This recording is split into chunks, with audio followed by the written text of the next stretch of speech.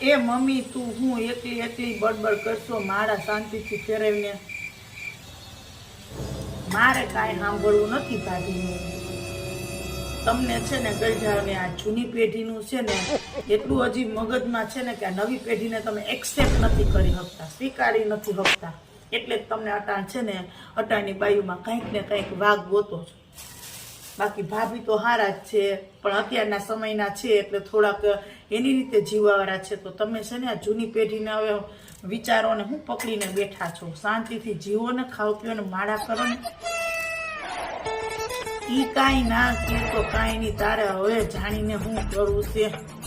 તારે હવે અટાણ સમય માળા ફેરવવાનો છે. બાપલા ફેરવો ને માળા. અને મારી પાસે ફરિયાદ ન કરતી ને મારા મગજ ના ફેરવતી. હું એવું નથી કે તારી સાઈડ લઈ, હું સાચું હશે ને એની સાઈડ લઈશ. અત્યારે છે ને તે બાર સમાજમાં જોયું નથી. અટાણનો સમય બદલી ગયો છે. તમે આ ડોગલાવ છે ને તમારી રૂઢી મૂકતા નથી ને એટલે છે ને તમારે બહુ હોય માથાકૂટ થાય. બાકી કાંઈ માથાકૂટ થાય એમ જ નથી.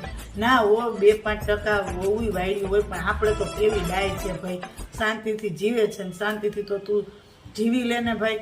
તારે કટે તો તને બધું હાજર કરી દે. તારે ક્યાંય જાવું નથી પડતું માર્કેટમાં. એવી તો એ હોશિયાર છે, તું મગાવી બધું લઈ આવી દે. તો પછી હું શાંતિથી માળા ફેરવવાનો જ ટાઈમ છે, તો માળા ફેરવો. સુધરી જાઓ ડોગલાવ. એટલે કાંઈ માથાકૂટ ના થાય. ગટપણમાં પછી દુઃખી થવાનો વારો આવે. છોકરાની બહુ તો લાખની જ હોય, પણ આપણને થોડુંક છે ને જાય આવે ને હરે ફરે ને ખાઈ પીએ ને એવું આપણે આપણા જમાનામાં ના જોયું ને મમ્મી. એટલે અત્યારે આપણને થોડુંક વિચિત્ર લાગે ને એટલે જ આપણને ના ગમે ને એટલે જ તમે મોટા ચડાવીને ફરતા હો.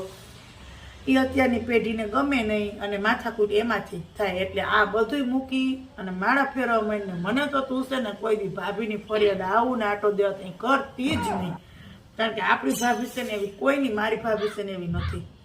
એ બધું બધાને સાચવી લે, બધાનું રાખે. પણ છે ને તમે ડોહલા થઈને તમે કંઈક ને કંઈક એની ફોલ્ટ કાઢો ને અત્યારના સમયની છોકરીઓની. એટલે પછી તમારે છે ને કંઈક ને કંઈક તકલીફ રહે જ. એટલે ફોલ્ટ તો તું કાઢતી જ નહીં. તું છે ને અત્યારની પેઢીને આરે છે ને રહેતા શીખી જા મમ્મી. એટલે તને કોઈ દી છે ને તારી વહુને તો હું કોઈની વહુનો ફોલ્ટ દેખાય જ નહીં. સમજાઈ ગયું?